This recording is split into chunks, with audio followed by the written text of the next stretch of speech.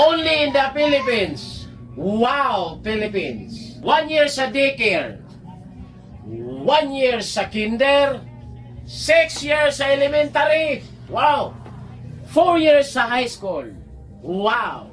2 years sa K-12. Wow. 4 years sa college. Wow. Total 18 years schooling. Pag-apply ng trabaho, pagkatapos mag-aral. Requirements. Diploma. Hindi pa binigay. TOR. Hindi pa rin binigay kasi may utang sa school. Resume, biodata lang yung dala, hindi pa tanggap. Barangay clearance. Police clearance. NBI clearance. Hit pa. Birth certificate, hindi tumanggap ng local. Valid ID, nako, samot. Hindi pa dumating. Medical certificate. Drug test, ha. SSS number.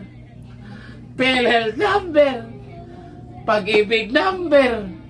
BIR number. Aming pang number. With work experience. Kakagraduate pa nga lang with work experience. Tapos may pahabol pa with pleasing personality. Nako, paano pagpangit ka? Di naman tayo Piolo Pascual. Sweldo 435 minimum wage earner Cebu. Boreta. South Korea. South Korea. Walang schooling. Pass lang ka sa exam, kahit grade 1, kahit walang grado, basta maipasa mo yung exam, sahod mo 80,000 hanggang 150,000. Anong pipiliin mo? South Korea, Philippines. South Korea na lang tayo, mag-review na lang tayo. Hichime kokoro, hanyo chonon isumnida. South Korea.